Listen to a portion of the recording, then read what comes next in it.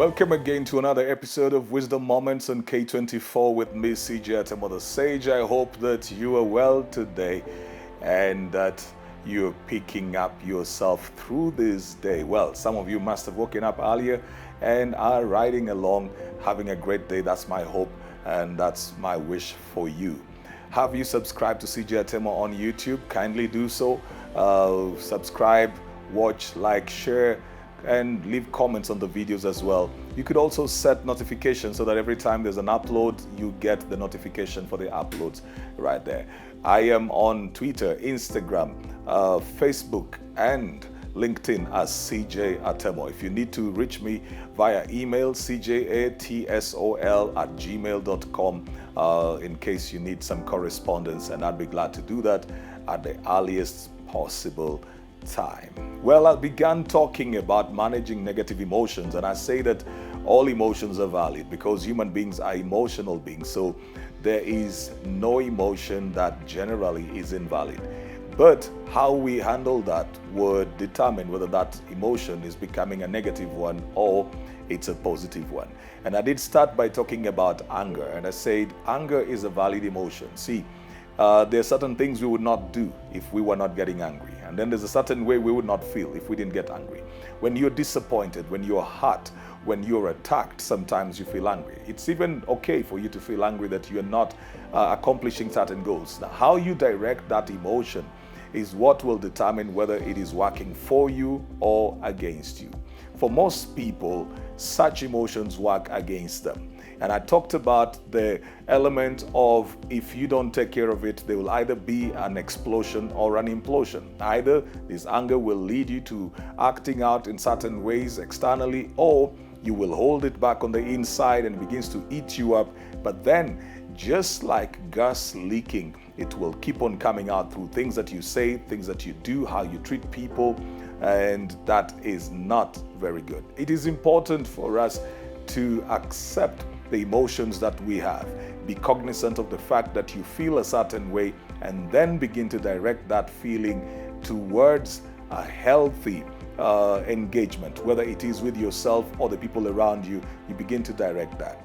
So how then do we deal with anger? Because if I have said like I have, that anger is a valid emotion, but then it can become a negative emotion if you don't handle it correctly. How then should we handle things when we are angry? Number one, do not act like you're not angry. Do not act like you're okay. So you say, I'm not angry, but you know that you're angry. It doesn't make you weak. I say that men easily express the emotion of anger, but again, they only do that in spaces where they are sure that the stakes are not too high. That means that they will express that when they're dealing with their wives, their girlfriends, their children, people that they assume will always be there. When they go into certain other spaces, among other men, they may not express anger too much.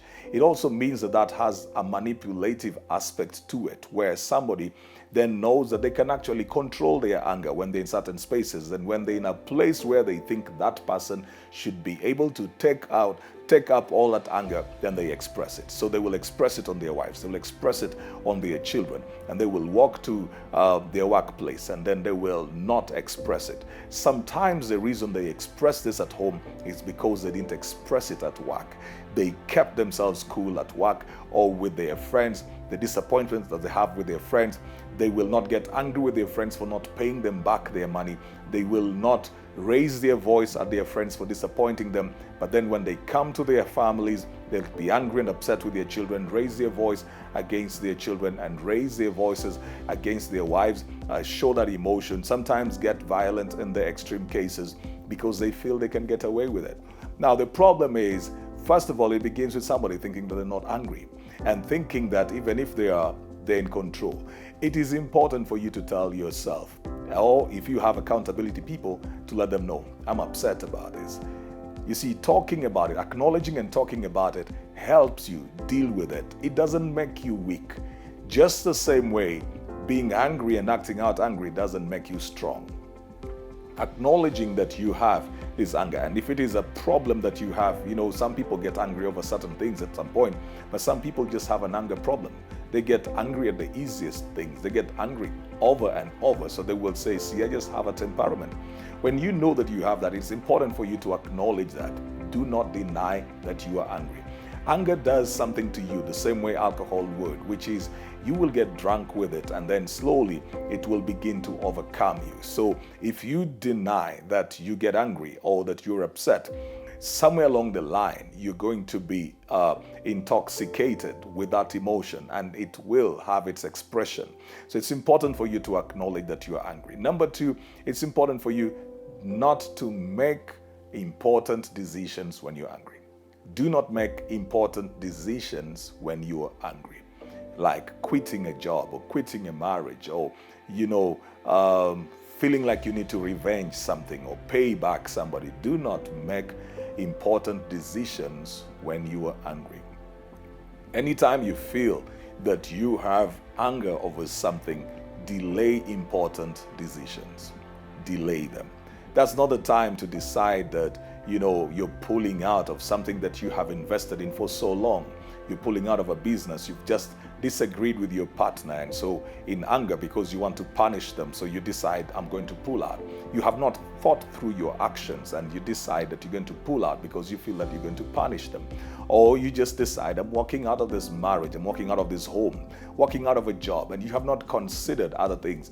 Do not make important decisions when you're angry, because anger has a way of throwing you off balance. You are not sober when you are angry. You need to know that. You are not sober when you are angry.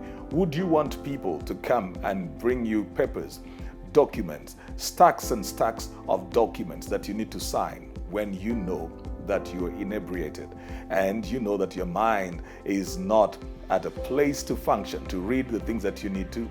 You wouldn't. You'd say, wait until tomorrow, bring me the work in the office. That's the same way you need to deal with the thing of anger. That don't make the decisions, postpone the decisions so that you're not making an emotional decision. Sometimes you need to take a walk. Sometimes you need to just take a drive. Sometimes you need to, go and hang out with other people just for you to get to the place where you cool down on that. Number three, don't take out your anger on people who have nothing to do with it.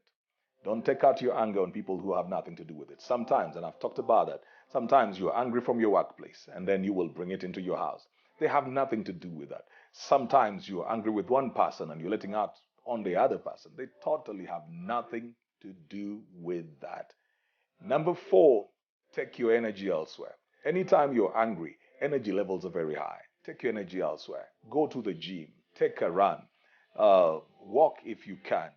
I would have told you to drive because sometimes I would, but I'm not so sure that some people would have the mental presence to drive while angry. So don't do that. But go into something that will take up your energy.